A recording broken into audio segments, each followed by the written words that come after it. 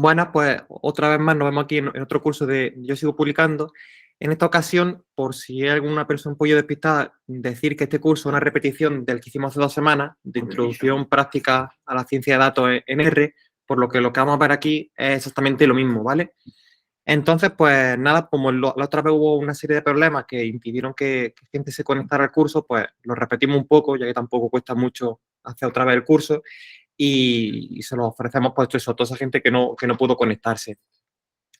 De manera general, os comento un poco cuál es la mecánica de este curso, porque estos cursos así de programación a veces son un poco liosos o farragosos de seguir, y he preparado una serie de materiales pues, para hacerlo lo más sencillo posible, que también pues, podáis participar un poco durante la clase. Como siempre, si tenéis alguna duda, algún comentario a lo largo de la sesión, pues me interrumpí, me cortéis con el micrófono y me vais diciendo. Entonces, como decía, yo aquí tengo en mi GitHub, que de hecho lo compartí también el mismo que puse la otra vez en Telegram, tengo un pequeño repositorio aquí construido en el que podéis conectaros y utilizar los mismos datos y los mismos scripts que yo he preparado para la sesión. De hecho, aquí, esto de Binder, estas dos opciones lo que permiten es que ejecutéis de manera virtual RStudio o Jupyter, en función de lo que queráis utilizar, y podáis seguir la clase, la sesión o luego queréis ejecutarlo cuando veáis este vídeo sin tener que instalar ni siquiera R, ni tener problemas de instalación de paquetes, ni dependencias, ni cosas por el estilo. Si evidentemente luego tenéis en vuestro ordenador en local RStudio o Jupyter con Anaconda, como lo tengo yo, pues simplemente clonáis el repositorio y vais siguiendo los ejemplos, porque tanto los scripts que voy a utilizar como los datos están aquí disponibles, ¿vale? Si alguien no sabe cómo se clonan los repositorios, aquí en GitHub, si le dais a esta opción, podéis descargaros esto de diferentes maneras. Si estáis utilizando el GitHub de escritorio, utilizáis esta opción, podéis descargarlo como zip y descomprimirlo, o si estáis acostumbrados a trabajar con GitHub y con Git, pues directamente, pues aquí tenéis la URL con la que hacéis la clonación del repositorio, ¿vale? Entonces, pues ya digo, estos son los diferentes materiales que utilizar y ahora voy a explicar un poco cómo funciona la ciencia de datos, sobre todo las partes fundamentales, que es la importación de archivos, el procesamiento de algunos archivos, cómo se conectan diferentes tablas de datos, cómo se filtran por columnas, por filas, cómo podemos hacer también agrupaciones para hacer diferentes operaciones agrupando filas de una tabla. Y luego también la exportación, porque muchas veces pues, queremos coger dos tablas, combinarlas y generar una tercera tabla. Todo este proceso, además, lo que vengo aquí comentando, no es para sustituir, por ejemplo, a Excel o otras herramientas, sino también como complemento, porque muchas veces lo que nosotros hacemos precisamente es que hay una serie de operaciones que, pues, por agilidad o por extensión del archivo no podemos hacerlo en Excel, que para nosotros es lo más cómodo muchas veces, pues nos vamos a R y en un mismo momento tenemos todo ejecutado. Además, script, si luego a lo mejor actualizamos los datos, que hemos obtenido datos de una base de datos que solemos utilizar, pues podemos replicar el proceso cuantas veces queramos. Entonces yo aquí lo que tengo son dos opciones para trabajar con R. En primer lugar, RStudio, que ya digo, si pincháis aquí podéis ejecutarlo de manera virtual y podéis seguir la sesión exactamente igual que lo que yo voy a hacer ahora mismo aquí, o podéis ejecutarlo con Jupyter, que si tenéis instalado R, porque Jupyter por defecto viene con Python, si tenéis instalado R como uno de los núcleos de programación, pues podéis ejecutarlo y tener esta notebook. ¿Vale? Las notebooks también, para replicarlo un poquito, son, a diferencia de los scripts, que son simplemente líneas de código en las que a lo mejor introducimos un comentario con la almohadilla o con algún tipo de carácter que marque los comentarios, las notebooks sí que permiten pues, introducir una serie de ajustes más parecidos a un procesador de texto, como por ejemplo estáis viendo aquí, que hay cabeceras, hay enlaces, hay diferentes apartados, entonces se va comentando todo el código, todo el proceso de análisis de datos de forma pues mucho más fluida y mucho más visual. Es la principal diferencia que hay entre una notebook y una script. Luego, cuando entramos en notebook, pues ya digo, pues aquí tenemos las notebooks de R, que son las RMD, que son con Markdown. Bueno, tanto las de Jupyter como las de R son con Markdown, pero si estáis viendo aquí la estética, de hecho aquí podemos pinchar en visual, a ver si aquí esto carga. La estética es diferente. Aquí, por ejemplo, en Jupyter, fijaros cómo aparece. De hecho, tenéis Jupyter y Jupyter Lab, que también hay ciertas diferencias entre ambos. Pero en RStudio, a ver aquí, Si le decimos visual, pues fijaros el aspecto que tiene. Hay pequeñas diferencias, pero básicamente la finalidad es la misma. Poder documentar todo el proceso del análisis de forma mucho más visual y mucho más sencilla. De forma que cuando terminéis, pues tengáis todo un documento en el que venga todo súper detallado, explicado y pues, acompañándolo con estos elementos más visuales como las negritas, las cursivas, los enlaces, incluso para insertar las imágenes y todo eso pues al lado del código hace que toda la lectura y luego el proceso cuando lo queráis compartir o queráis volver a replicarlo pues sea mucho más fácil de entender. Entonces, por repasar un poco lo que hemos comentado ahora, con respecto a la sesión, yo lo que tengo preparado son dos notebooks, una con RMD, que es de RStudio, de R Markdown, y luego la de Jupyter con R, que sería esta otra. Si queréis trabajar virtualmente, pincháis simplemente en uno de los enlaces y se ejecutará el de RStudio, esta ventana, y el de Jupyter, esta otra. Y podéis pues, ir ejecutando, leyendo la información que aparece aquí y haciendo todo el proceso de forma sencilla. De hecho, como digo, está preparado para que no tengáis que instalar ningún paquete, todas las versiones estén a la fecha y a la versión que yo utilizo y entonces podéis replicar todo tal cual sin obtener ningún error. Si trabajáis de forma local, que también es posible, pues simplemente os descargáis los datos, clonáis el repositorio y en vuestro RStudio o en vuestro Jupyter, pues cargáis una de las dos notebooks y ejecutáis todos los procesos. La diferencia en ese caso es que tenéis que tener los paquetes que yo voy a utilizar instalados, que tampoco hay problema porque aquí arriba explico precisamente cómo se instala, pero sí que es verdad pues, que plantea ese problema, que si a lo mejor no controláis un poco o la versión no coincide con exactamente la mía, a lo mejor algún proceso varía. En este caso no va a haber mucha diferencia porque son dos paquetes básicos, pero sí que podría darse el caso en el que hubiese alguna diferencia, sobre todo si utilizáis otro tipo de notebook. Entonces, pues yo voy a abrir ya mi RStudio aquí en local. Yo he trabajado de forma local, ya digo, esas dos opciones son para quien quiera utilizarlo sin tener que calentarse mucho la cabeza, pero yo sí quiero utilizar mi RStudio que tengo aquí en local. ¿Vale? Entonces, voy a utilizar RStudio y no Jupyter, porque me parece mucho más sencillo a la hora de trabajar con R, utilizar RStudio, pero las dos opciones son igual de válidas. Por ejemplo, prefiero más utilizar Python con Jupyter, que está mucho más orientado a ello, pero eso ya son cuestiones de gusto. Entonces, cuando ejecutemos la notebook, que aquí os enseño los datos que tenemos en el repositorio, ya digo, tenemos esta que es la notebook de RMD para RStudio y la de Jupyter, que es esta que se llama Index, que es para Jupyter Lab, ¿vale? Yo he cargado esta, simplemente pues le he pinchado dos veces y se me ha abierto aquí en RStudio sin ningún problema. Y a la hora de ejecutarla tenemos dos opciones. Sobre todo esto ya digo, esta es una de las últimas versiones que tiene RStudio, entonces hay pequeñas diferencias que si a lo mejor no actualizáis R desde hace tiempo, pues no vaya a encontrar fácilmente. La primera es, si veis aquí estas dos opciones, la que pone Source y Visual, con el Source lo que estoy viendo directamente todo el código en Markdown de la notebook, que ya veis, no es una cosa intuitiva, ya tendría que ejecutarlo y procesarlo para que apareciese el archivo que habéis visto después, pero podemos pinchar aquí en Visual y fijaros que ya se pone como un procesador de textos como por ejemplo Word o Google Drive y podemos ejecutar todo de forma mucho más visual. Entonces, vamos a empezar aquí con la primera parte del código. ¿Qué dice Nico? Que vamos a ejecutar estos paquetes, ¿vale? Necesitamos tener instalados estos dos paquetes. Yo aquí pues empiezo ejecutando esto y puedo hacerlo si utilizamos RStudio pinchando aquí en esta opción que aparece el play o directamente seleccionamos la línea o las dos líneas, le damos a control y enter y se ejecuta todo. Si no tenéis instalados estos dos paquetes, DataTable y Deplir, que son los que vamos a utilizar en esta sesión, lo que podéis hacer es ejecutar estas dos líneas e instalar los dos paquetes. ¿Vale? Entonces, yo, por ejemplo, estas dos líneas no las voy a ejecutar en ningún momento porque ya los tengo instalados y solo ejecuto estas dos.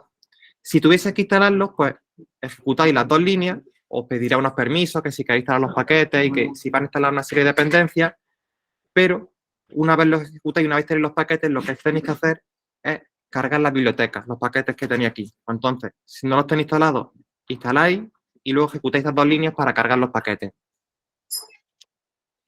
Vamos a ver ahora cómo sería, ya digo, el curso está estructurado en tres partes fundamentalmente. La primera, la importación de datos. La segunda, el procesamiento de los datos. y la tercera, la parte de la exportación de datos. Entonces, vamos a ver cómo se importarían los datos, cuáles son los elementos que hay que tener más en cuenta en todo ese proceso, lo que sería la parte más sensible para la importación de datos, lo que tenemos que tener más cuidado. Y para ello, yo he preparado 3 datasets que he obtenido de IMDb. Si no lo conocéis, IMDb, vamos a ponerlo aquí. IMDb es una base de datos muy importante internacional de películas, también bueno, vienen películas, videojuegos y otra serie de productos, pero sobre todo está enfocado al cine y a la serie de televisión.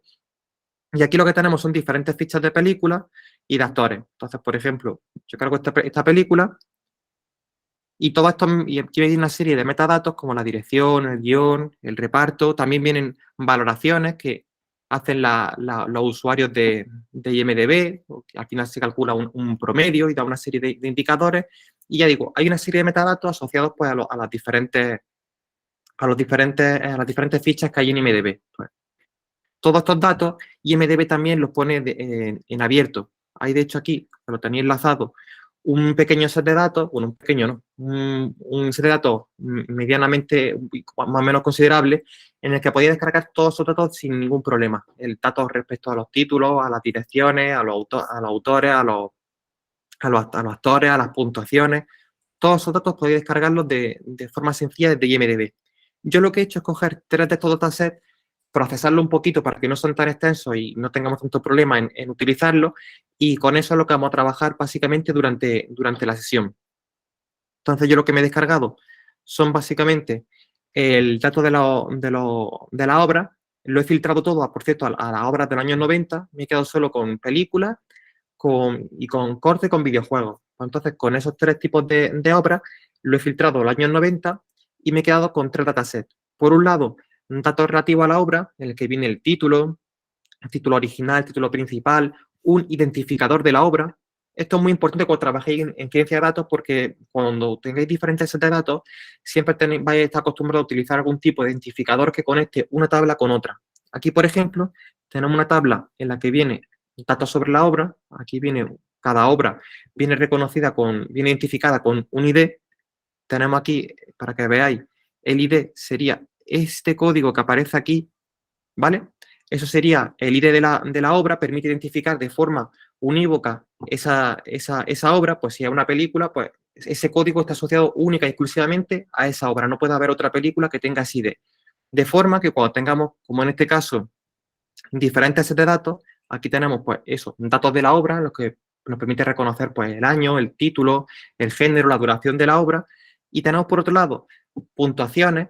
La forma de conectarlo es a través del ID, porque sí es verdad que a lo mejor puede haber 2 obras que tengan un mismo título, o que a lo mejor el título haya algún problema y en uno aparezca de una forma y en otro de otra, aparezca con mayúsculas, con acentos, haya diferencia de ese estilo o duplicidad en ese sentido.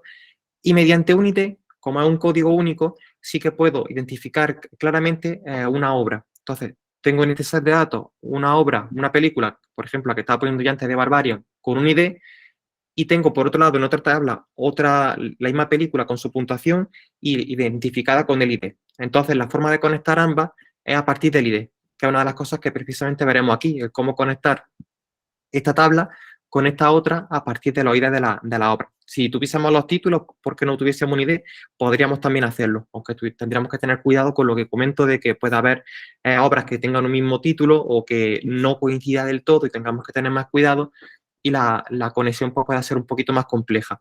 Pero en principio, cuando trabajé con diferentes sets de datos, pues por ejemplo, nosotros con publicaciones científicas lo que tenemos son OID, que tenemos de forma un poco más local, o utilizar, por ejemplo, los DOI, los ISBN, ISN, pues nos permiten eso, hacer diferentes conexiones con sets de datos. En este caso, con las películas, pues IMDb pues, en su base de datos tiene ese código de identificación de obra que me viene perfectamente para explicarlo.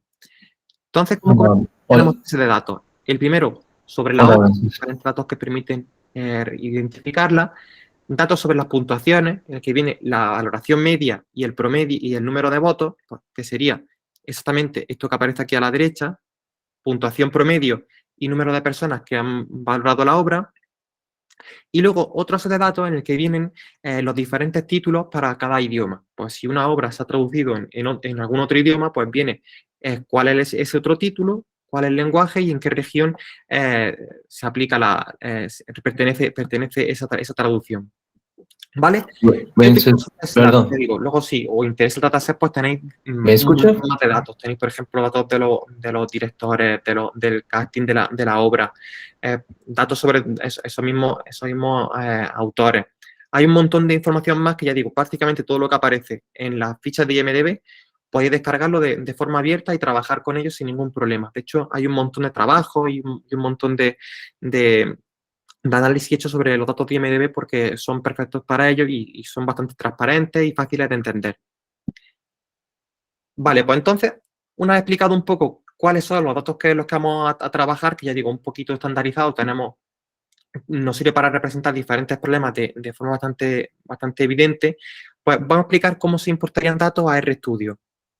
A RStudio o a Jupyter, ¿vale? Porque también hay que diferenciar lo que sería RStudio y Jupyter de lo que sería R. R sería el lenguaje de programación, el núcleo, y RStudio y Jupyter pues son unas interfaces que lo que permiten es trabajar de forma visual y pues crearte al final tu pequeño script o tu notebook de forma pues sencilla, viendo las diferentes variables, los diferentes procesamientos que se llevan a cabo y no pues desde una consola de comandos que sería con lo que se trabajaría con R de forma básica. Entonces voy a explicar cómo sería la lectura de datos y cuáles son los procesos que intervienen en ello. Esto también es muy interesante porque se aplica tanto a RStudio como a Excel. Si yo tengo un Excel y quiero importar estos datos, o tengo Access, o tengo alguna otra herramienta en la que yo voy a importar datos, este proceso, todo esto que aparece aquí, se aplica tal cual y es una parte súper importante a tener en cuenta cuando trabajéis con este proceso. Yo aquí, de hecho, lo que voy a hacer es, tengo aquí los tres archivos, ¿vale? Voy a explicar un poco cómo identifico cuáles son los diferentes parámetros que necesito para importarlo en este caso, a RStudio, pero ya digo, que se aplican a cualquier otro programa que vaya a hacer uso de ello.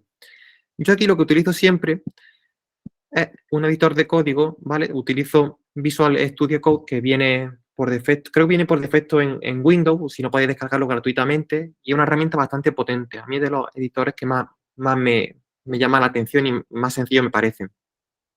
Entonces, como proceso general, ya digo, ya no solo aplicado a RStudio, sino de forma general, cuando queráis cargar estos datos, yo lo que hago siempre es darle un vistazo con alguno de estos editores.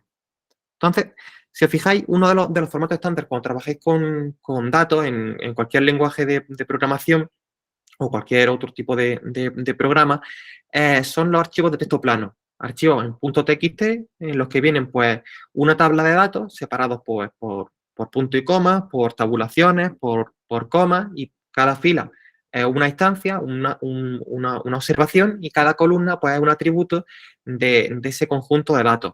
En este caso, acá lo que tenemos, pues tenemos, por ejemplo, vamos a coger el de Basics, que sería información sobre las películas, que va a ser más fácil de ver.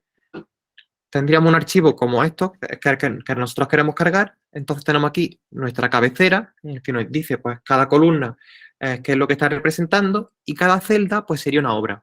Entonces, si os fijáis, aquí viene separado por tabulaciones. Esto es lo que nos está indicando que está separado por tabulaciones, pero podría venir separados por comas o por punto y comas, que son las cosas más estandarizadas. Por defecto también, si el archivo de texto plano viene separado por tabulaciones, se llamará TSV, y si viene separado por coma, por punto y coma, se llamará CSV. Pero podría venir perfectamente el archivo en un TXT, que de hecho fuese pues titlebasics.txt. Y luego cuando lo abrimos, pues nos encontramos que las diferentes celdas vienen separadas por coma, por punto y coma. En este caso, pues viene separado por tabuladores. De hecho, el archivo se llama CSV para indicarnos eso y darnos esa pista de cómo viene el archivo. Y si os fijáis ya aquí empezamos a ver un poco cómo está estructurado nuestro set de datos. Entonces, ya digo, estamos viendo aquí nuestra cabecera. Habría 1, 2, 3, 4, 5, 6, 7 y 8 columnas.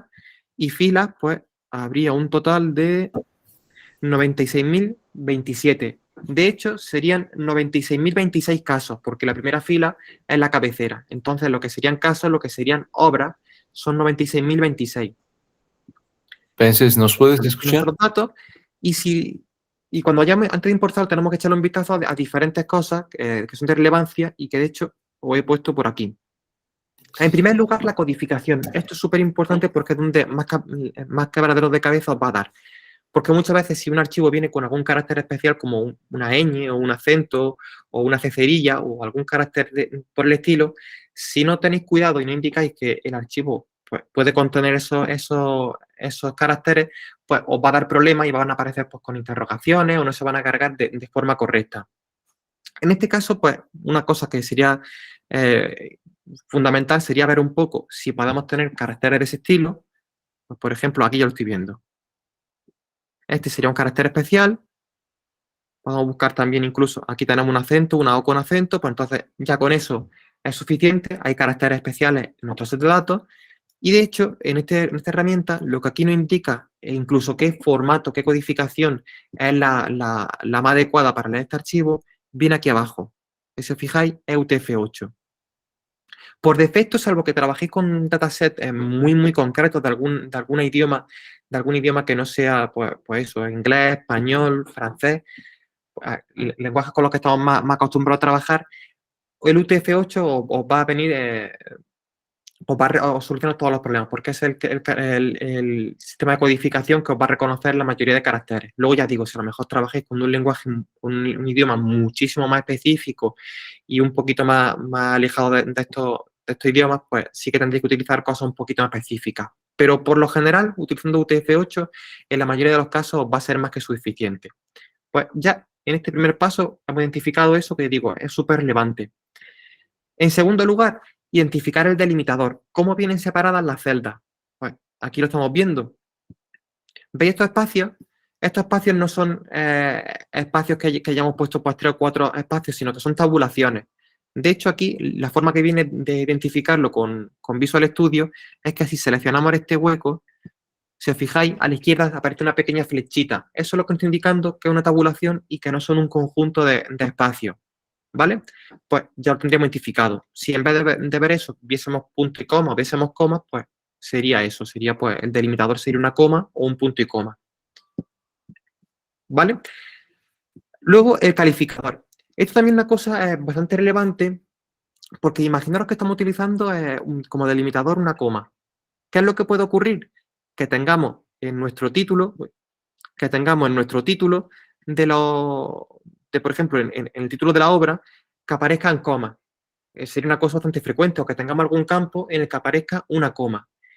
¿Cuál es el problema que puede ocurrir con eso? Que cuando importemos los datos, identifique que en vez de ser toda una cadena de caracteres, que esa coma lo identifique como un delimitador de campo. Entonces, si a lo mejor tenemos un título en el que aparece una coma, pues, por ejemplo, aquí,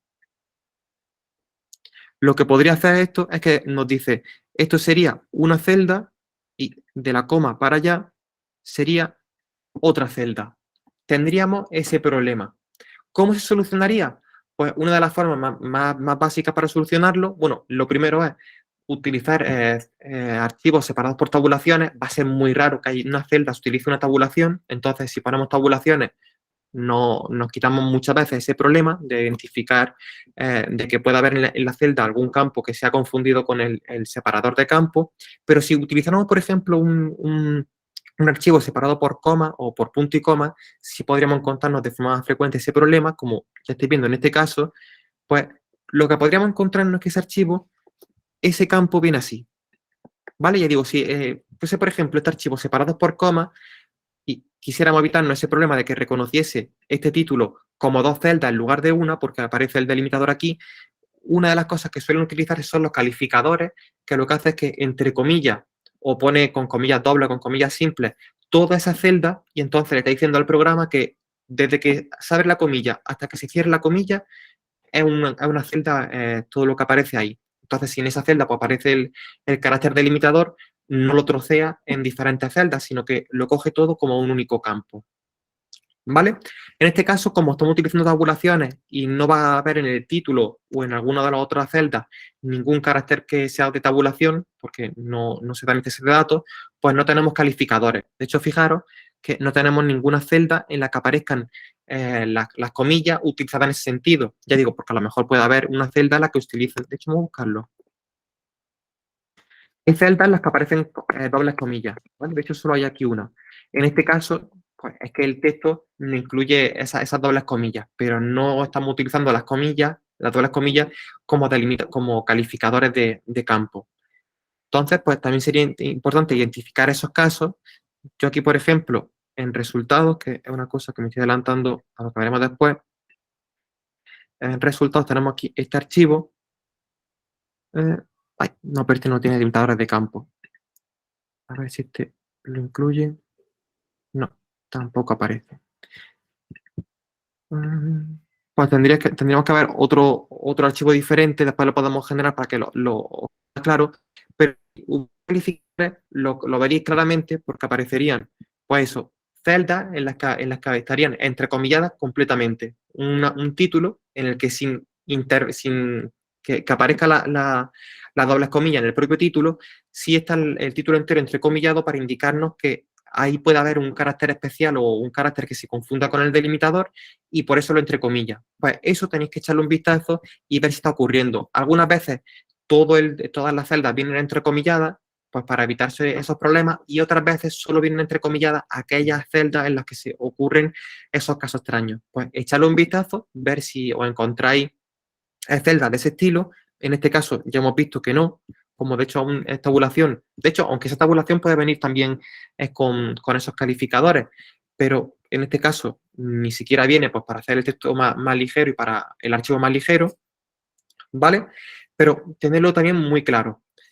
Entonces, pues ya lo hemos visto aquí que nuestro set de datos no incluye calificadores. Es muy importante también identificarlo porque si a lo mejor algunas celdas vienen entrecomilladas pues eso, para evitar esos problemas, lo que puede estar ocurriendo también es que cuando le digamos que no hay calificadores, que no aparezca la celda entera entrecomillada y tengamos problemas pues de que se introduzcan comillas donde no tendría que haber comillas. En este caso, pues, como hemos visto, no hay calificadores, no aparece ningún texto, ninguna celda que esté entrecomillada, pues para evitarse confusiones con los delimitadores. Y otro problema también muy importante son los caracteres nulos. Muchas veces puede ocurrir que en los sets de datos, pues imaginaros que sobre una de estas celdas, pues no tenemos información por algún motivo, porque no se ha exportado bien los datos, porque no se ha capturado ese dato correctamente, serían datos nulos. Pues puede ocurrir que directamente aparezca la celda vacía, directamente se omite información, no aparece información en ese campo, el RStudio, por ejemplo, por defecto lo reconocería como valor nulo, pero también lo que puede ocurrir es que los valores nulos vengan dados con algún tipo de codificación. En este caso, que eso lo he transformado yo para que quede más claro, cuando había valores nulos en determinados campos, lo he puesto como null. He puesto exactamente el texto null.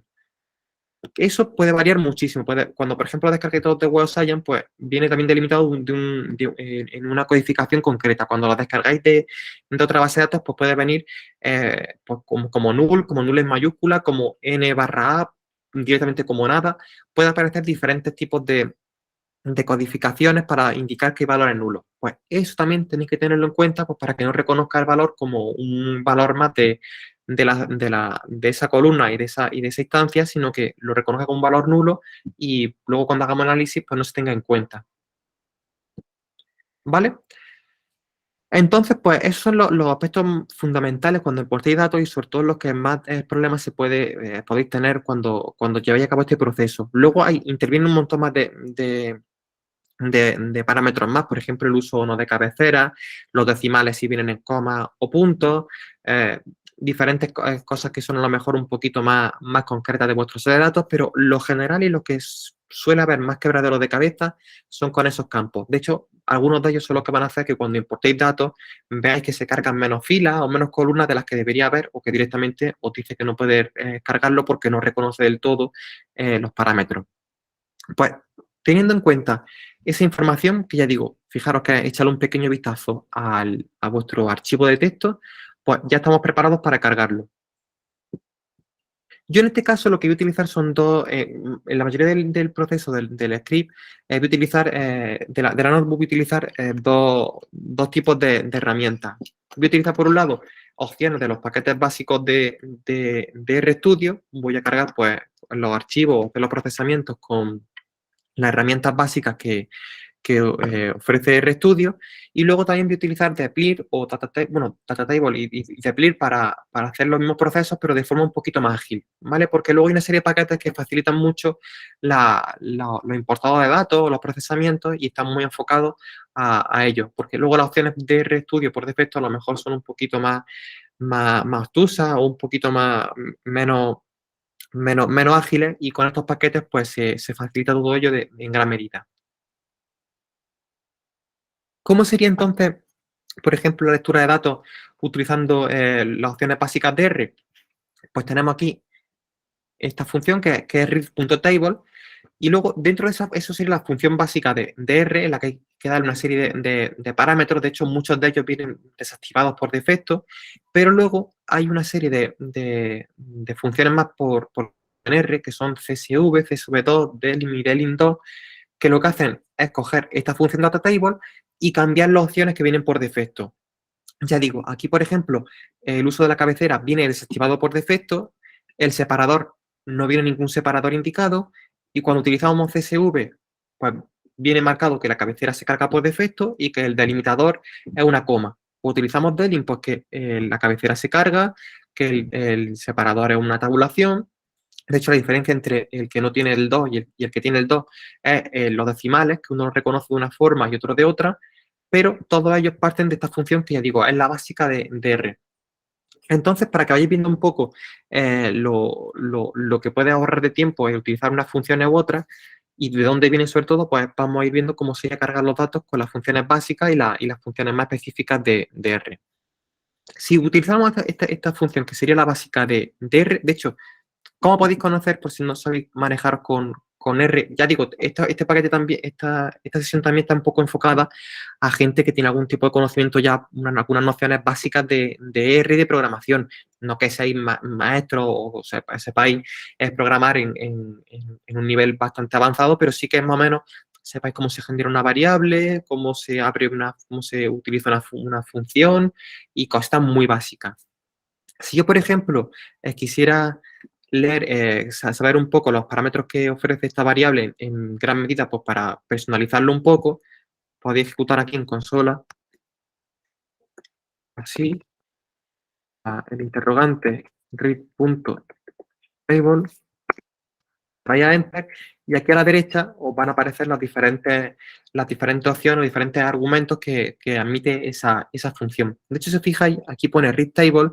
Todo esto que viene aquí son las funciones, los argumentos de la función que vienen por defecto. Pues si os fijáis, esto que es para decirle que los datos tienen cabecera, viene desactivado, el separador no indica ningún separador, el quote, que sería el calificador, me está marcando que puede ser comillas doble o comillas simples, decimales en los puntos, etcétera, etcétera. Luego, en CSV lo que me está diciendo aquí es que coge todo esto por defecto, salvo que estas funciones en concreto la altera. La cabecera la marca como true, el separador pone una coma, el calificador solo utiliza las dobles comillas, el anterior estaba utilizando comillas y dobles comillas, y entonces pues me explica un poco cómo funcionan las funciones. De hecho, luego, si yo quisiera cargar un poco la parte de ver un poco qué hace cada argumento, para qué sirve cada una de estas opciones, pues aquí lo tenéis detallado con todo detalle, ¿vale? Entonces, si no lo conocéis un poco esas funciones, o queréis a lo mejor cambiar algún parámetro, que ya digo, es que hay un montón de parámetros, pues que se ajuste más a vuestras opciones, simplemente ejecutáis esa función, veis un poco cuál es la opción que puede ajustarse a vuestro problema, veis la descripción que se ofrece y lo modificáis. Entonces, pues por defecto, lo que estaba comentando, si yo quisiera cargar el archivo del Title Basics, lo que serían los metadatos principales de la película, de las películas, de la obra, tendría que indicar en File dónde está el archivo. Pues yo este archivo lo tengo en mi carpeta Data y se llama titlebasics.tsv, pues lo indico aquí. Aquí le indico que tiene cabecera. El separador se indica de esta forma, ¿vale? Aquí, si indicáramos que fuera que es una coma o un punto y coma, pues simplemente se indica pues, la coma, o se indica el punto y coma. La tabulación, ¿cómo se indica? Pues aquí no se pone tabulación porque no aparece para completar el campo. Lo que se pone es barra invertida y una T, que lo que está indicando es un operador de escape, un carácter de escape y la T. Y entonces eso lo que está indicando es que eso es una tabulación. De hecho, si por ejemplo quisiéramos indicar que son espacios, pues podemos poner también incluso eso que está indicando que es un espacio. Pero con las tabulaciones se indicaría de esta forma. Como hemos dicho, no tengo calificadores. El carácter de valores nulos es el null. No hay carácter de comentario, ¿vale? Esto es importante porque muchas veces muchas veces, en algunas ocasiones podemos tener a lo mejor en nuestro set de datos alguna fila, por ejemplo así, en la que viene una almohadilla y viene un comentario. Pues con eso lo que podemos hacer es que omite ese campo y lo recoge como un comentario. Y luego aquí la codificación, ¿vale? Entonces, ya simplemente si ejecutamos esta línea, que como digo, puede ser aquí con control enter o pinchando directamente aquí se nos importan todos los datos. De hecho, esto es lo importante de RStudio, porque podéis ver aquí a la derecha cómo se han importado los datos. Si os fijáis, aquí ya estamos diciendo que no ha cargado 96.026 observaciones, que son justamente las filas que teníamos cargadas que teníamos en el archivo para cargarlas, y 8 variables que son las 8 columnas. Si pincháis incluso, podéis ver de forma interactiva todo ese archivo, ¿vale? Podéis incluso navegar por aquí, podéis ordenar las diferentes filas pinchando pues, por orden de ascendente de mayor a menor o incluso hacer búsqueda, ¿vale? Aquí ya la he liado. Voy a cerrarlo. Aquí. Aquí si, por ejemplo, quisiera buscar una película, un videojuego o cualquier conjunto de datos que aparecen aquí en nuestra set de datos, pues podría escribirlo. Por ejemplo, creo que Metal Gear Solid estaba aquí. ¿Veis? Pues puedo hacer incluso búsqueda o incluso puedo ordenar de mayor a menor o hacer cualquier otro tipo de operación muy básica, ¿vale? Sobre los datos, pero al final lo que estoy viendo un poco cómo se han cargado y si hay algún tipo de problema al respecto. ¿Vale? Pues esa sería la forma básica de importar datos utilizando las funciones básicas de R, pero ya estáis viendo que estoy indicando un montón de argumentos, algunos de ellos que pues, son demasiado obvios, pero aún así hay que indicarlos. Luego lo que puedo utilizar también son para visualizar esos datos, pues, o lo que acabo de hacer yo, o directamente ejecutar estas dos funciones, el summary, que lo que me muestra un poco es cuál es el tipo de datos que se ha cargado. Fijaros aquí a la derecha que me está indicando para cada variable un tipo de datos, pues el CHR son caracteres, el int son variables numéricas de tipo entero, y aquí ya no hay más tipo de datos, pero si hubiera otro tipo de datos como booleanos o factores, pues también me aparecería ahí y lo vería todo de forma muy sencilla. Con Summary, pues obtengo lo mismo, pero solo que los valores numéricos sí que me calcula pues, una serie de estadísticas descriptivas básicas, como la media, la mediana, los cuartiles, mínimos, máximos, e incluso en aquellos los que están nulos, me lo estoy indicando aquí. ¿Vale? Aquí me está diciendo, por ejemplo, que en la variable de duración pues hay 29.000 obras que no tienen duración. Posiblemente sean videojuegos o obras de algún estilo que no sean películas o cortos y que evidentemente pues, no tengan una duración predeterminada. O que simplemente cuando IMDb ha construido ese conjunto de datos, pues no lo ha tenido pues, para esa obra. Eso también es importante saber por qué estamos teniendo valores nulos. Echar un vistazo, identificarlo de forma clara pues, para saber qué puede estar ocurriendo ahí, qué limitaciones o qué problemas tenemos. Luego, como decía, pues tenemos una serie de funciones específicas basadas en read table que nos resumen mucho el proceso. Fijaros aquí todos los argumentos que he tenido que utilizar para cargar este archivo con read table, pero si utilizamos readDelim, simplemente con estos cuatro argumentos ya se importa el archivo porque los otros argumentos los toma por defecto. De hecho, yo ejecuto esto y me acaba de cargar exactamente el mismo archivo de forma perfecta. Porque header, por ejemplo, o cuál sería la otra, o los comentarios, vienen ya marcados por defecto con las opciones más comunes, que son que se incluye cabecera y que no hay comentarios en nuestro set de datos. Luego también una cosa importante es que si a lo mejor queremos importar, porque una de estas columnas lo importa con una variable que no corresponde, a lo mejor imaginaros que tenemos una variable que es tipo numérico y queremos cargarla con tipo de texto, o a la inversa, que tenemos una variable que es de tipo numérico, pero la está cargando como tipo texto. Pues eso podemos corregirlo con este argumento, ¿vale? Le indicamos aquí call classes, le ponemos un pequeño vector en el que le ponemos el nombre de la variable y el tipo de variable, y si os fijáis, ahora cuando yo ejecute esto, la columna start year, que sería el año, me la ha reconocido como un dato de tipo texto, ¿vale? Luego ya como habéis visto antes, pues hay un montón más de parámetros y entonces, pues, en función de los casos que necesitáis, pues, por ejemplo, omitir filas o reconocer línea en blanco o que solo reconozca determinado tipo de fila, pues podemos especificarlo y solucionarlo en la importación de datos o luego incluso solucionarlo después cambiando alguno de esos parámetros. Luego también una cosa que, por ejemplo, hace 2 años se solucionó era que por defecto venía este argumento marcado como true en RStudio y lo que hacía que cuando, de hecho, vamos a cargarlo, cuando cargamos datos de tipo texto, lo convierte en factores. Entonces, pues, por ejemplo, en algunos casos será útil, en otros no, pero sí que nos altera luego los análisis y puede que salgan resultados erróneos o que nos den errores, pues por ese tipo de problemas de que no ha reconocido una variable de un tipo cuando no corresponde. Aquí pues ya estáis viendo que me ha reconocido los tipos texto como factores.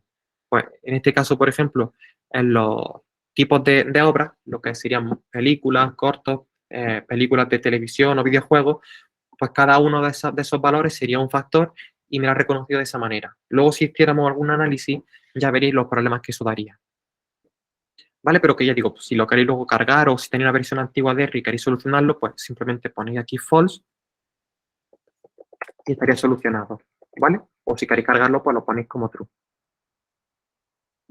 Luego, ¿qué podemos hacer también? Pues si queremos importar todo esto de forma mucho más eficiente, tenemos esta función fread del paquete data table, que fijaros que también resume mucho los argumentos. Muchos de los argumentos que aparecen aquí son muy parecidos a los que tiene read table, pero sí que es más eficiente. Por defecto, por ejemplo, reconoce cuál es el valor de separación de los, de los el delimitador de los archivos y otra serie de opciones que, aunque está bien, tampoco recomiendo mucho porque os puede luego dar algún problema al confiarle tantos argumentos a esta función. Entonces, aunque funciona la mayoría de las veces bien, sí que recomiendo que cosas muy concretas como eso, como el delimitador, se lo indiquéis de forma clara y no lo dejéis, pues eso, al azar o a como le venga en gana al paquete, pero que también es una cosa válida. Entonces, yo que utilizo estas funciones, ferrit, y me ha reconocido todo igual.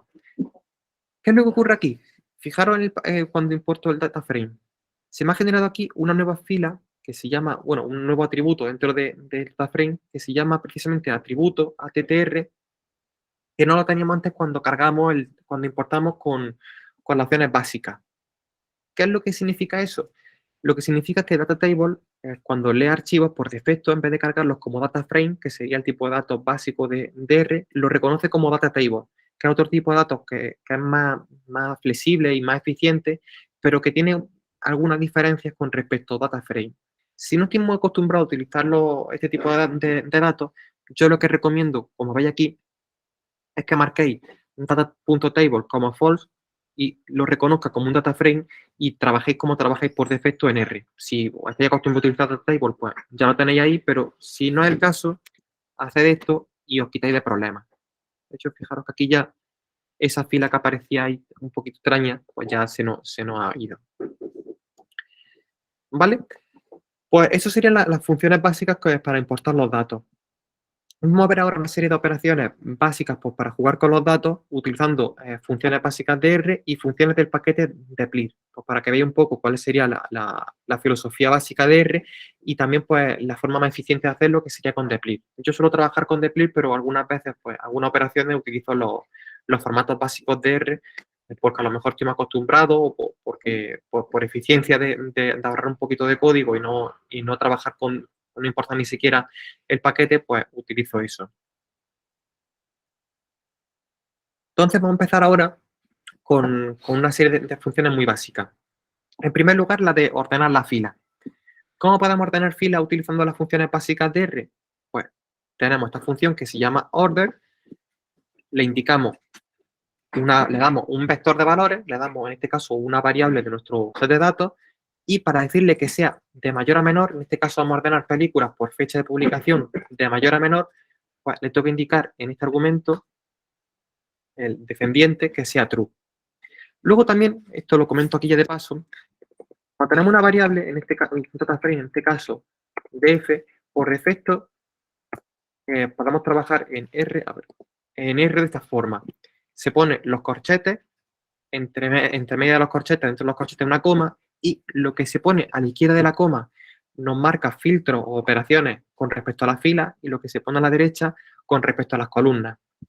Entonces, si os fijáis, con order lo que yo obtengo es simplemente una numeración de filas, y como lo pongo a la izquierda de la coma, lo que le estoy diciendo es que me ordene las filas de acuerdo a esta función. Esta función yo, si la ejecuto, ejecutarla aquí en la consola, lo que me está indicando es la posición exacta de la fila respecto a ese orden. Pues la primera fila pues, es la 17. De esta forma, lo que yo estoy pasando es un vector de un índice de posición a la data frame, a la parte de la izquierda, que sería la fila, y me lo está ordenando de acuerdo a ello. ¿Vale? Entonces, yo ejecuto esto. Con la función head, por cierto, que antes no lo comenté, lo que le estoy diciendo es que me muestre por defecto las 6 primeras filas del data frame para hacerme un poquito la idea de cómo funciona. Y si os fijáis aquí, ya me ha ordenado de mayor a menor. Si esto fuera un false, lo haría a la inversa. Me ordenaría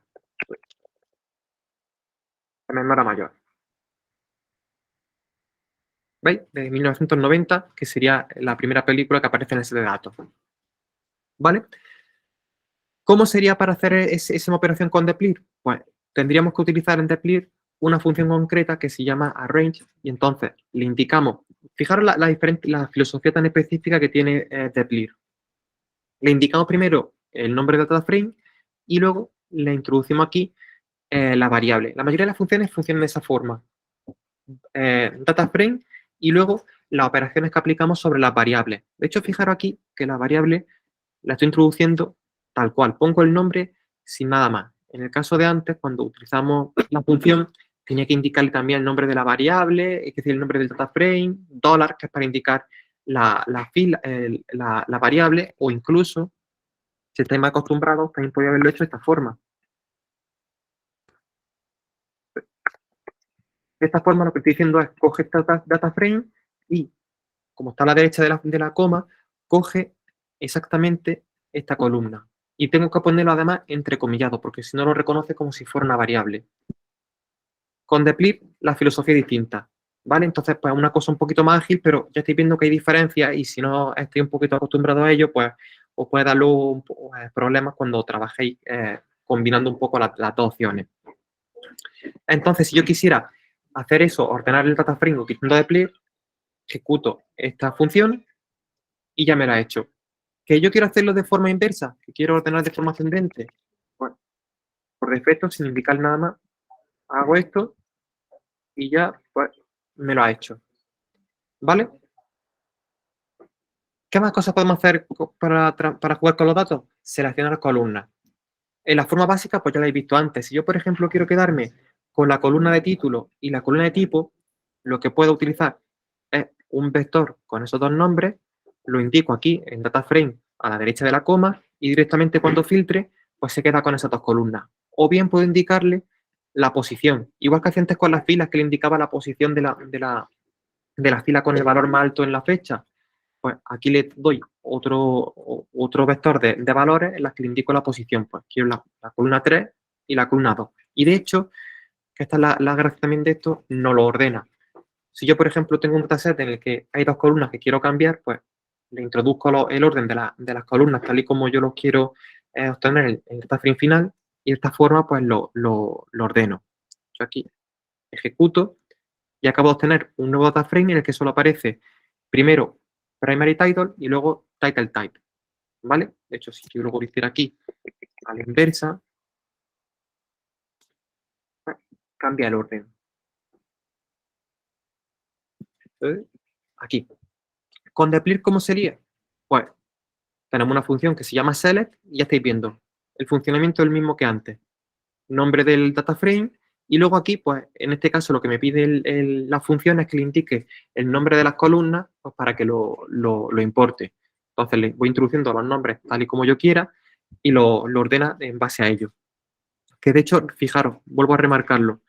Aquí está entrecomillado y aquí sin entrecomillar. ¿Vale? Son diferencias bastante básicas porque si yo esto lo hiciera así, fijar, si esto lo pongo yo de esta forma, me va a dar error porque lo que va a interpretar es que yo lo estoy intentando pasar como valores variables en vez de caracteres. ¿Vale? Entonces, pues quedaros con estas diferencias que, ya digo, son básicas, pero fundamentales para trabajar con estas dos formas de trabajo en R. Yo esto, por cierto, lo ejecuto para que también lo vayamos viendo y lo tendría. ¿Vale? Luego también otra función básica es la selección de casos. En este caso hemos visto pues, seleccionar filas pues, porque queremos tenerlas de mayor o menor o queremos quedarnos con una fila en concreto, pero lo que podemos hacer es eso, seleccionar en base a un atributo concreto o en base a una posición concreta del data frame. En este caso, pues para hacerlo de forma básica, imaginaros que yo me quiero quedar justamente con la fila 100, de la fila 100 a la fila 200 en nuestro data frame, pues lo que hago es que le introduzco aquí un vector en el que le pongo esto. Esto, por cierto, cuando pongo 100, 2.200, lo que le estoy diciendo es que genere un vector del valor 100 al valor 200, de uno en uno. ¿Veis? Aquí lo acaba de hacer. Por ejemplo, pusiese de 1 a 200, pues me genera un vector del 1 al 200 de uno en uno. De esa forma lo que me ahorro es darle un vector que tenga pues 100 valores. Entonces yo con esto lo que estoy diciendo es que de data frame pues, me filtre esas 100 filas y me genere un data frame nuevo con solo 100 filas, que de hecho aquí también estamos viendo, bueno, 101 filas, que son justamente la posición 100 a la posición 200. ¿Cómo lo haríamos con deplir? Pues con esta función, con slice. Indico el data frame y lo que me pide esta función es que después del data frame le indique pues, las posiciones concretas que quiera filtrar. Pues desde la 100 a la 200. Lo ejecuto y ahí lo tenemos. El filtrado, que es muy interesante y tiene mucha más profundidad, lo que admite también son una serie de operadores lógicos, que de hecho pues, aquí lo he resumido un poco. Tenemos el menor que, mayor que, menor igual que, mayor igual que, la negación, que es para decirle lo opuesto de esta operación que te estoy indicando, los dos iguales, que es para decirle exactamente sea este valor, o la exclamación y el igual, que es para decirle que no sea, que sea distinto de esa comparación, o el porcentaje y porcentaje, que es para comparar con otro vector. Todos ellos o algunos de ellos lo vamos viendo ahora, pero al final lo que hacemos es eso. Es una serie de operaciones en las que decimos solo las filas que cumplan esta operación son las que quiero que me devuelva. Aquí, por ejemplo, tenemos para seleccionar películas que su fecha de publicación es superior al año 1995. ¿Cómo lo haríamos? Pues tenemos que utilizar aquí una función que se llama which, ¿vale? Entonces, como estamos viendo antes, a la izquierda de la coma, para seleccionar la fila, pues utilizo la función which, le doy la variable que quiero filtrar o quiero aplicarle la operación lógica. De hecho, una vez más, fijaros aquí cómo aparece df $start_year, porque tengo que especificarlo cuando trabajo de la forma básica en R, y ya pues le calculo la operación lógica. Sería más que 1995. Y cuando ejecuto, pues aquí lo tengo. Tengo un data frame nuevo que tiene 43.801 obras y todas ellas son superiores al año 95. Me ha hecho esa comparación. Si el valor de start year es mayor del 95, me lo devuelve como verdadero, y si no es superior al 95, me lo devuelve como un valor falso y no me recupera esa instancia. Esa fila se obviaría. Lo que comentaba antes, lo que me dice, lo que me compara son conjuntos de datos. Imaginaros que quiero algo tan específico como las películas que están que tienen una fecha de publicación entre el 95 y 97. Una opción que podemos hacer, por ejemplo, sería decirle más 95 AND, porque también admite los operadores booleanos básicos del AND y el OR, que de hecho después lo veremos. Voy a decirle AND df start_year menor igual el 97, y cuando yo ejecute, perdón, esto tiene que ser al revés, así.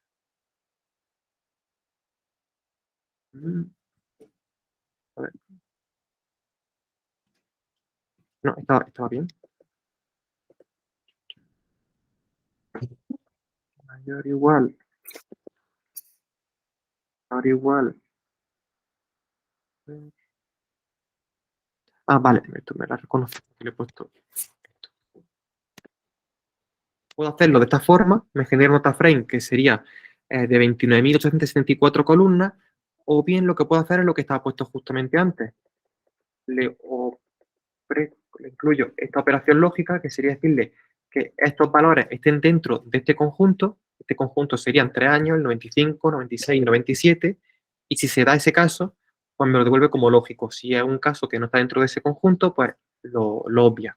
Yo esto lo ejecuto, y os fijáis, el dataset es exactamente, tiene exactamente el mismo tamaño y la operación es la misma. Lo que pasa es que es una operación mucho más reducida y más sencilla de entender que la anterior. Y luego, pues, para casos numéricos a lo mejor no hay tanta diferencia o se pueden entender las dos igual de fácil, pero cuando a lo mejor trabajamos con texto y queramos que recupere, pues, por ejemplo, con title type, sería tipos de obras, pues podemos poner aquí movie, short. De esta forma me va a recuperar todos los datos, todas las filas que son o películas o que son cortos, ¿vale? Que evidentemente pues ya aquí con los mayores y menores pues no puedo utilizarlos porque son valores de tipo texto. Con deplir, pues en deplir tenemos la función filter, que le indicamos data frame y luego le indicamos pues la operación lógica. Directamente, fijaros, no le ponemos ni el which ni le ponemos el nombre de la variable del data frame dólar variable, sino que ya automáticamente reconoce que esta variable está asociada a este data frame. Ejecutamos y aquí tenemos nuestro data frame nuevo. De hecho, aquí tenemos un data frame de 43.801 y el segundo, que sería este otro, lo tenemos aquí de 29.874, que es justamente el que hemos tenido anteriormente. Entonces ya estáis viendo un poco que la filosofía entre dos casos varía un poquito. Luego, lo que ya había adelantado antes, podemos aplicar también operaciones un poquito más complejas, en las que combinemos diferentes operaciones lógicas. Pues, por ejemplo, que la fecha de publicación sea superior a un año y que el tipo de obra pues, sea película. Pues ejecutamos esta función, tenemos el operador lógico, el ampersand, que sería para decirle el AND, sería la intersección de ambas operaciones, o si quisiéramos ser menos restrictivos y que recuperara una cosa u otra, pondría la barrita vertical. ¿Vale? Entonces, fijaros, aquí me recuperaría 69.994, 941 filas, porque serían o película superior al 95 o película, es decir, o obra superior al 95 o películas, cualquiera de las dos que sea cierta de esas dos operaciones, pues me la devuelve, pero si le pongo ya el ampersand, si le pongo el AND, se reduce muchísimo, pasa a 18.000 obras, porque son ya filas en las que las obras son películas sí o sí y superior al 95 sí o sí. Solo la intersección de esas dos operaciones es la que considera como válida. Entonces ya estáis viendo que una es más restrictiva que la otra, evidentemente. Luego también pues, se puede aplicar de la misma manera aquí, con deplir, podemos ponerlo de esta forma, a ver, vamos a ponerlo así, deplir lo ejecuta sin ningún problema, o podemos ponerlo con coma. Por defecto, sin deplir le vamos introduciendo parámetros o operaciones lógicas separadas por coma, la interpreta como si tuvieran, como si fueran todas intersecciones, como si estuviéramos poniendo los AND. ¿Vale? Entonces, si aquí pusiésemos otra coma y otra operación, pues sería como si indicásemos un AND. Entonces, si queréis utilizar el operador booleano OR, tenéis que especificarlo directamente con la barrita vertical, porque de otra forma lo que hace es interpretarlo como un AND. ¿Vale? También tened cuidado con esas cosas porque a lo mejor hay opciones por defecto que no son lo que vosotros os creéis o lo que parece al principio, y como lo ejecuta y luego lo veis un poco y parece que se ha ajustado a lo que tenéis en mente, pues puede dar lugar a confusión. Vamos a ver aquí. Otra opción a la hora de filtrar muy interesante es la eliminación de valores nulos. Cuando, por ejemplo, calculáis las medias o hacéis operaciones un poquito más estadísticas, más avanzadas con R, si hay valores nulos o hay algún tipo de error en los datos, puede daros fallos. Por ejemplo, si hacéis una media en la que en el vector, en la columna, hay un nulo, el resultado por defecto es un nulo. Tenéis que o eliminar los nulos o decirle a la función que no considere los nulos. ¿Cómo podemos, por ejemplo, filtrar un DataFrame para eliminar los valores nulos de una columna? Pues utilizamos which y ya lo que le indicamos es esta operación lógica de exclusión, de oposición, y con esta función is.na lo que identificamos solo las filas que son valores nulos. Entonces, con esto identifico valores nulos, con esto obtengo lo opuesto, ¿vale? Si lo que quiero son las filas que no son valores nulos, pues le pongo la exclamación y de esa forma pues obtengo el resultado opuesto a las filas que no son valores nulos en vez de las filas que son valores nulos. Ejecuto y filtro el DataFrame a aquellas filas en las que el género está siempre presente, no un valor nulo. Con deplir, pues, lo que hemos visto antes, directamente utilizo la función, le pongo la misma función que sería la exclamación is.na y le pongo directamente el nombre de la variable por la que quiero obtener los valores no nulos. Ejecuto y exactamente lo mismo. Luego también, a la hora de filtrar, podemos incluso buscar patrones o buscar coincidencias de texto dentro de la fila. Si yo, por ejemplo, aquí que no lo he comentado antes, pero si os vais a la parte de género, fijaros que los géneros, las películas o las obras que tenemos aquí pueden contener más de un género. Aquí, por ejemplo, la primera tiene drama, misterio y romance. La segunda solo tiene thriller, pero a lo mejor luego cuando buscamos thriller, pues nos encontramos thriller en conjunto con otros géneros. Pues eso nos puede plantear problemas si a lo mejor queremos localizar todas las películas que pertenecen a un género, porque si le ponemos el igual, el doble igual y el nombre del género, solo nos va a encontrar las filas, las instancias que tienen únicamente ese género, ¿vale? Porque con el doble igual lo que buscamos es una coincidencia exacta entre la celda, entre las filas y nuestro valor. Utilizando esta otra función, el grep L, lo que le hacemos es indicarle aquí un patrón. Por ejemplo, si le ponemos drama y le ponemos luego aquí la fila en la que queremos buscar, pues nos busca una coincidencia parcial. Si en la fila, en esta celda, aparece la palabra drama, al principio, al final, en medio o cualquier forma, pero aparece la palabra drama, no lo devuelve. Entonces yo aquí ejecuto y aquí, fijaros a la derecha, me está recuperando todas las películas en las que aparece en género la palabra drama. Aquí aparece al principio, este solo aparece drama, en este aparece en el medio, en este aparece al final. La palabra drama está presente, no me importa la posición, pero como hay una coincidencia, me lo devuelve. Luego, con deplir, pues sería exactamente lo mismo. Utilizo la función filter, el DataFrame y mi operación con la función grep y me devuelve el resultado que yo estoy buscando. Luego, además, lo que admite son, pues, eso, operaciones un poquito avanzadas como el uso de expresiones regulares. Si yo, por ejemplo, indico esta expresión regular, lo que estoy buscando son coincidencias de carácter de tipo numérico. En este caso, voy a buscar que en los títulos haya números. Ejecuto y aquí en Primary Title, pues tengo todos los títulos en los que hay un número. Yo no le he especificado el número, con la expresión regular le he dicho que tiene que haber algún número. Pues ahí lo tenemos. Y luego ya, pues en expresiones regulares, que de hecho tenemos más cursos aquí, yo sigo publicando, pues podéis ver operaciones mucho avanzadas, pero que también pues son posibles con R. ¿Vale? El de Plir, pues igual. Ahí lo tenemos. Una cosa que también es muy interesante con este tipo de operaciones es combinar en una misma función, en una misma operación, diferentes operaciones, concatenar diferentes operaciones. ¿Cómo podemos hacerlo? Pues imaginaros, podemos filtrar al mismo tiempo por fila y al mismo tiempo por columna. Aquí lo estoy buscando películas en las que el género es comedia y que el resultado me seleccione solo esas dos columnas. Eso sería la forma básica de R, que de hecho si estáis dando cuenta, plantea ciertas dudas, porque si yo, por ejemplo, filtro por género, pero no me quedo con la columna género, ¿se va a ejecutar primero la fila, el filtrado de la fila, o se va a ejecutar primero el filtrado de la columna? Porque si ejecuto primero la columna, estoy generando un dataset que no tiene la columna que estoy buscando y puedo tener ahí problemas.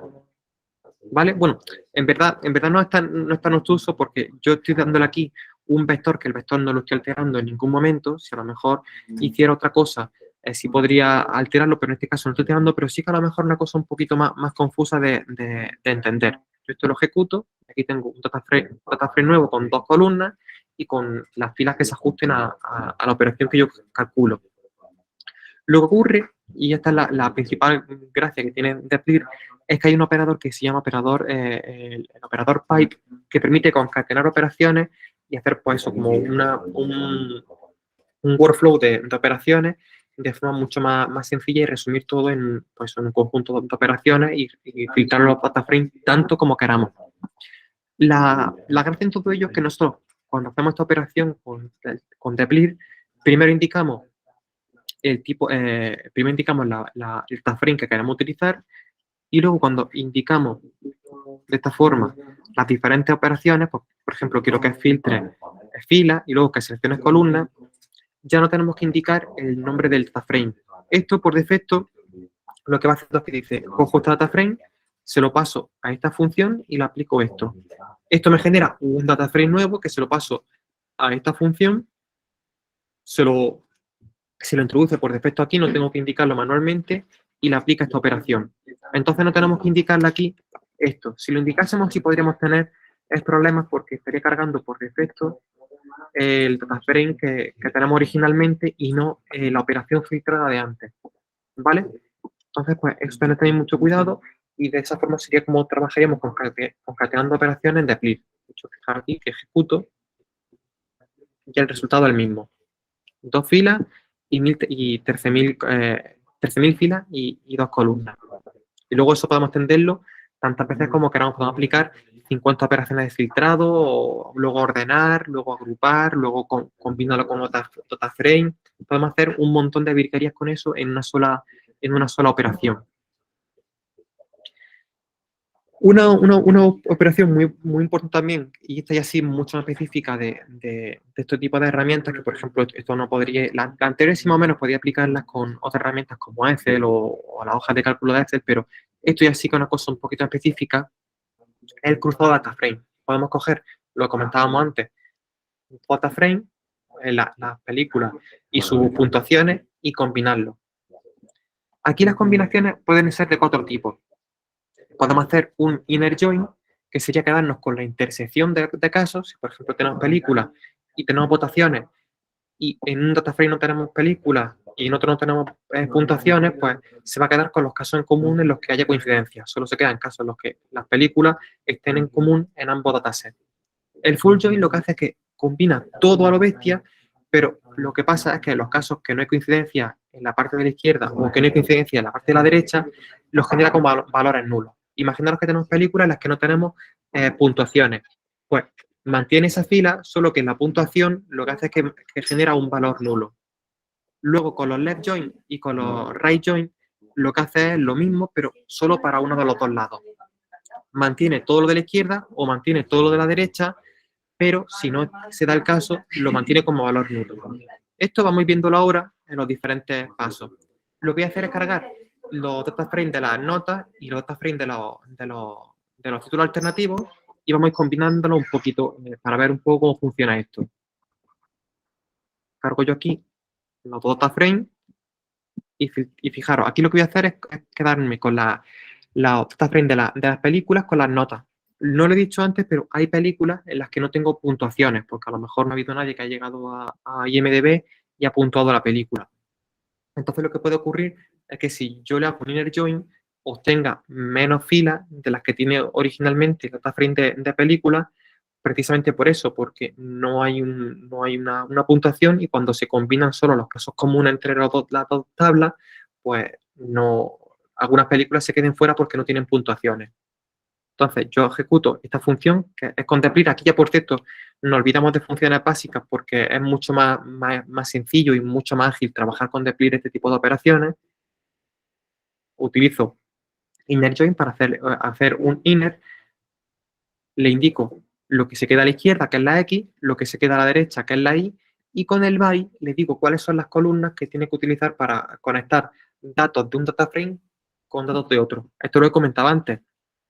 Tengo yo en mi primer data frame, el de las películas, aquí, el ID de la película, y en el de las notas tengo otra columna que se llama además exactamente igual que el ID de la película. Entonces lo que hago es conectar los dos data frames en base a esa columna en común. Ejecuto y si os fijáis, se me han reducido data frames justamente al número de columnas que tiene la tabla de valoraciones. Y eso ocurre porque como en común, como hay películas que no tienen puntuaciones, pues solo van a quedarse en común aquellas que tienen puntuación, que sería la columna de la derecha, que es la de las notas.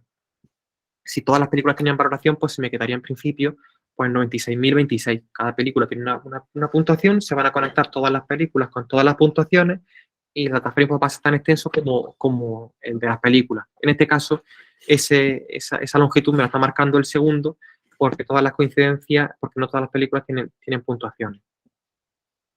Luego, si os fijáis aquí, la data frame que hemos generado, lo que tiene son todas las columnas del de la izquierda y todas las columnas del data frame de la derecha. ¿Veis? Hasta aquí era el primer data frame y este segundo sería el segundo data frame, que es la media de valoración y el número de votos. Entonces, pues, acabo de combinar los dos datos de forma muy sencilla. Aquí. ¿Qué es lo que podemos hacer también? Pues, fijaros, si yo le digo, en vez de que haga un inner join, que haga un full join, lo que está haciendo en este caso es que me coge todos los datos de las películas y todos los datos de votaciones y me los combina. Lo que ocurre, fijaros aquí ya el data frame me ocupa exactamente el mismo tamaño que el original de película.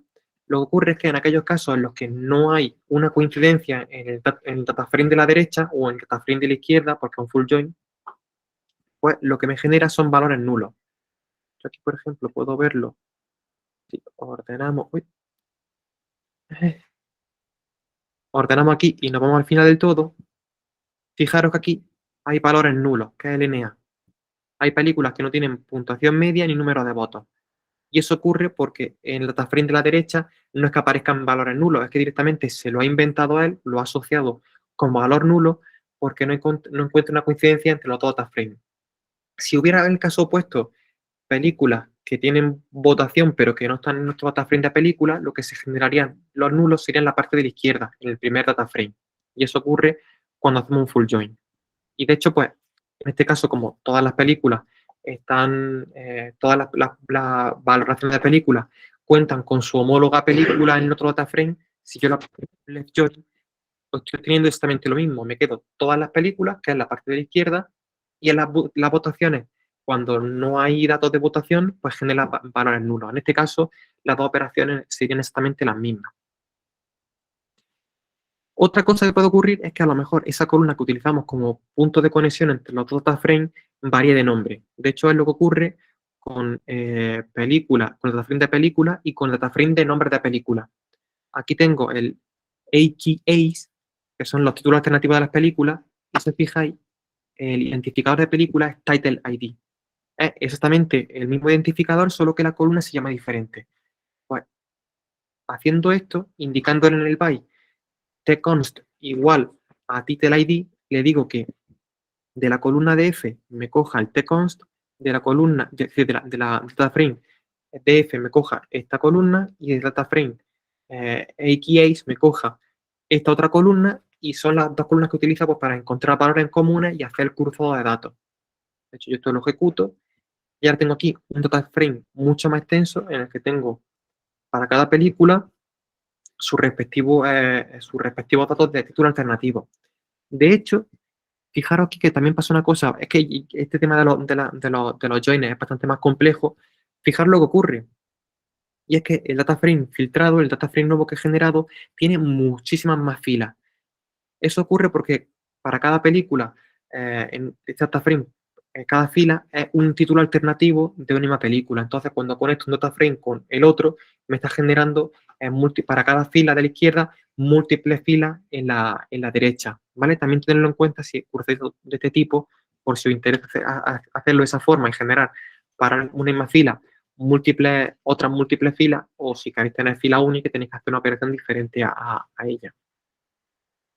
Por último, otra operación que es interesante es el agrupamiento de datos. Podemos hacer con Deplir, nuevamente, indicarle una fila, que es una variable, que por ejemplo se repita, que tenga unos datos que se repitan mucho en todas las filas, por ejemplo, el tipo de obra, sea una película, sea un videojuego, sea un corto, que no agrupe todas esas filas en base a esos valores, pues todas las películas me la agrupa, todos los videojuegos me la agrupa, y luego me lleve a cabo una serie de operaciones. En este caso, por ejemplo, lo que estoy diciendo es que me agrupe por tipo de película y me cree una columna nueva, que es starGear /baja AVG, y me calcule la media de esos valores, que es la fecha de estreno de la película. Entonces, yo ejecuto esto y el data frame filtrado, fijaros, está compuesto solo de los valores únicos de esta columna, del title type, que sería movie, short, TV short y video game, y para cada una de ellas ha cogido los valores de la fecha de publicación de esa obra y me ha calculado los promedios. Coge todas las películas, todas las fechas de esa película y me calcula un promedio. ¿Vale? Y de hecho, fijaros, me ha creado una variable nueva que le he llamado de esta forma. Y de hecho, solo me está devolviendo la variable de agrupamiento y la variable nueva que he generado. También podría yo aquí incluso decirle esto. Y min, y que me devuelva el valor mínimo de esa columna. Ejecuto.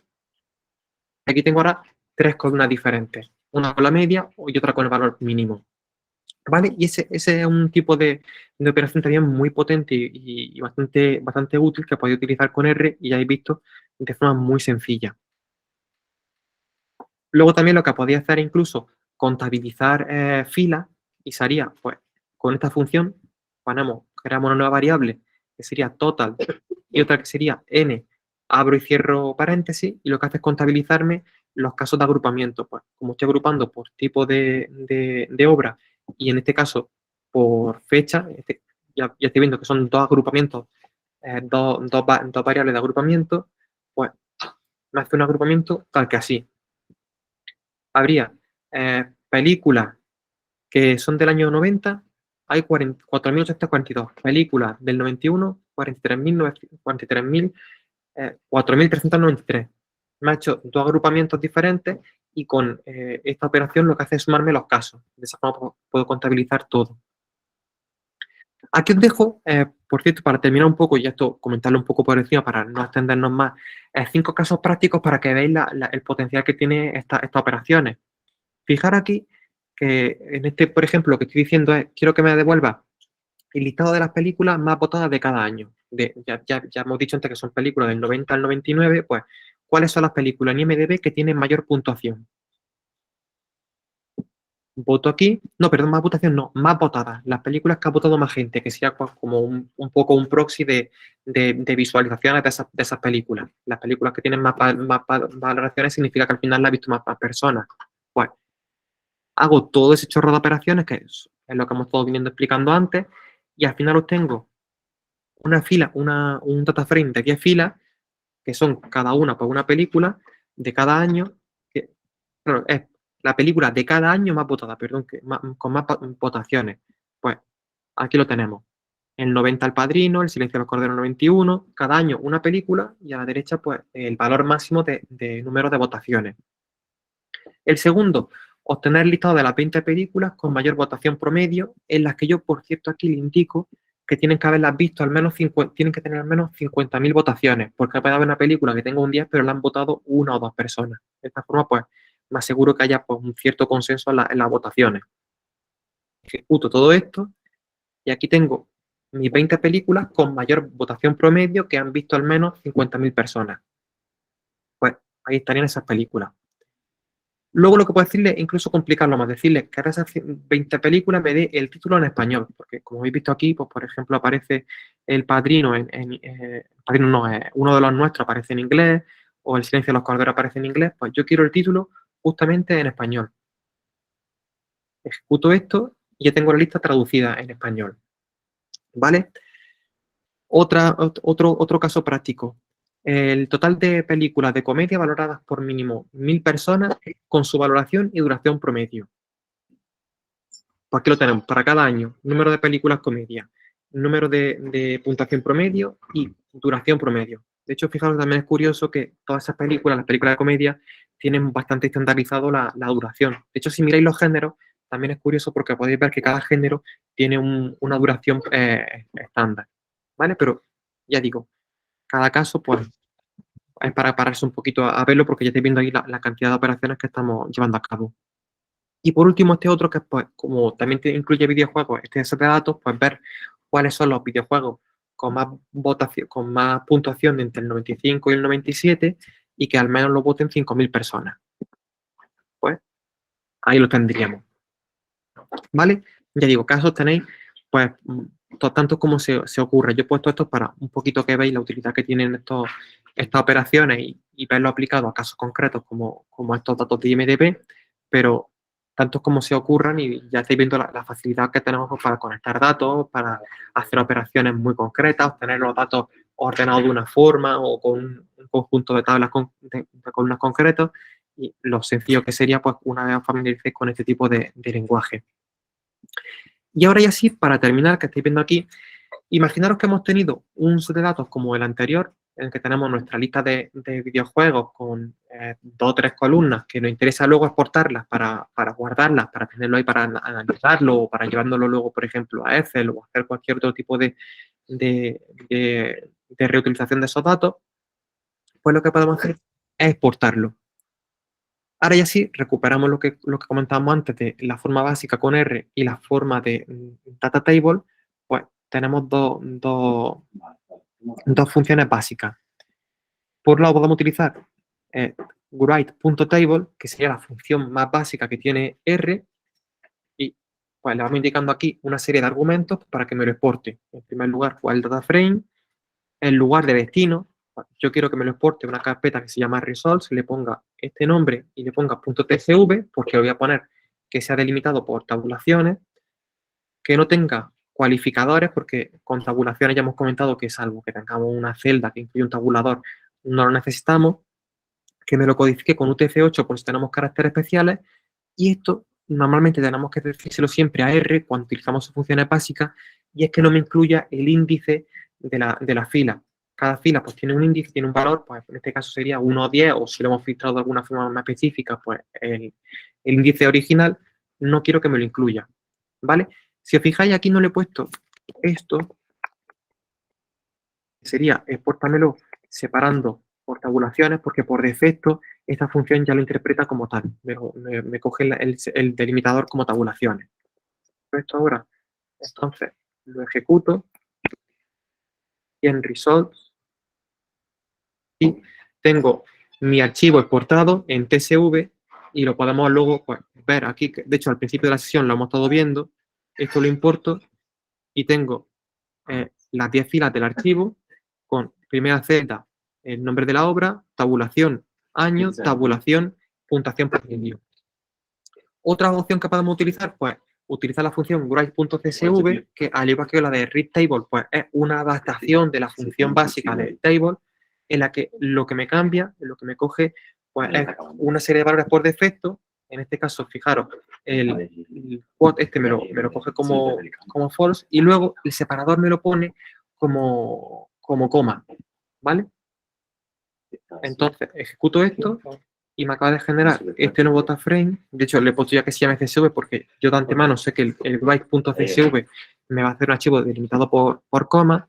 Y fijaros, no, perdón, lo del el calificador de texto es que en este caso sí quería hacerlo para que vieseis que como estamos haciendo una exportación de tipo texto y estamos haciéndolo por coma, pues podemos tener un título que incluye una coma. Pues con introducir el valor por defecto, que sería esto true, que ya digo, es por defecto, pues me genera el data frame de esta forma, ¿vale? Fijaros, todo lo que comentaba al principio. Cada celda me la está delimitando con comillas, por si acaso incluye una coma, cuando luego lo importe, no tenga problema y me reconozca que hay que desde el principio de las comillas al final de las comillas es un solo campo y no me haga fracciones y me divida en diferentes celdas. ¿Vale? Pues eso sería lo de los calificadores que yo comentaba al principio. En este caso, evidentemente, solo lo hace con columna de tipo texto y las numéricas no, porque las numéricas pues son valores son de tipo numérico, pues no tiene que haber comas, salvo que utilicemos otro tipo de decimales, que en este caso son los puntos. Y ya aquí, pues, es lo mismo. El homólogo a la operación write table o write CSV sería fwrite en data table y fijaros lo sencillo que sería. Lo que antes hemos visto, hay aquí una serie de operaciones que por defecto está reconociéndolo y haciéndolo de forma más sencilla fwrite, pero que yo recomiendo que indiquéis luego de forma manual, por ejemplo, los separadores o el tipo de codificación, por si acaso esa libertad que se toma fwrite no fuese la correcta. Pero yo al final esto lo ejecuto y cuando cojo este archivo que es el .csv, fijaros que ahora ya no me aparecen los calificadores, ¿lo veis? Ya las dobles comillas me la he eliminado. Eso es porque por defecto fwrite solo le pone las comillas a las celdas en las que se detecta que existe ese problema. Si, por ejemplo, uno de estos juegos tuviera una comilla, de hecho, vamos a probarlo aquí muy rápido. Si yo aquí, por ejemplo, vamos a coger la primera fila, el nombre de la primary title,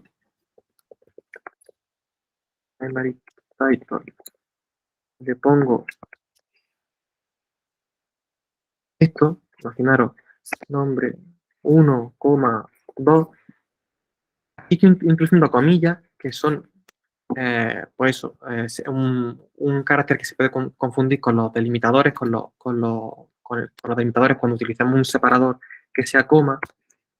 Lo voy a indicar que me ponga ese delimitador de archivos separados por coma, ejecuto, y ahora en mi archivo CSV, fijaros que para el primero sí me ha puesto automáticamente esas dobles comillas porque me ha identificado que esa celda en concreto tiene dos comillas y para que cuando luego cargue el archivo no me lo reconozca como tres celdas diferentes, me pone el calificador y de esa forma cuando yo luego lo importe, me tengo que dar un poco cuenta de ello, decirle que hay un calificador que es las dobles comillas y evito ese problema. ¿Vale? Pues ya con eso sería todo un poco lo que os conté la anterior vez y que os he vuelto aquí a comentar con los mismos ejemplos, los mismos casos y todo exactamente igual. Y no sé si tenéis algún tipo de duda, algún comentario, porque imagino que esto hasta que luego no lo veáis y lo vayáis haciendo paso a paso, no vais a encontrar problemas, pero si tenéis cualquier comentario, cualquier cosilla que queráis decirme, aquí estamos. Y si no, pues ya finalizamos la sesión.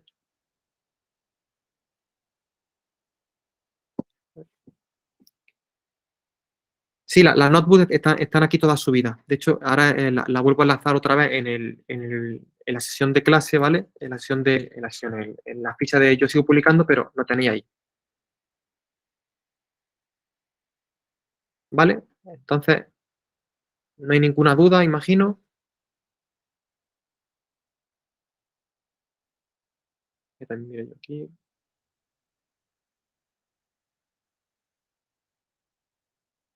Vale, pues entonces, como no hay más dudas, pues terminamos aquí o después cuando resuelva el vídeo a la ficha, pues pondré también el enlace a GitHub para que tengáis acceso a esos códigos y ya sería todo. Si tenéis cualquier duda, pues ya sabéis dónde estamos luego en el grupo de Telegram y cualquier cosilla pues nos vais comentando. Así que nada más, terminamos aquí y nos vemos la próxima semana en los siguientes cursos de Yo Sigo Publicando. Así que hasta luego.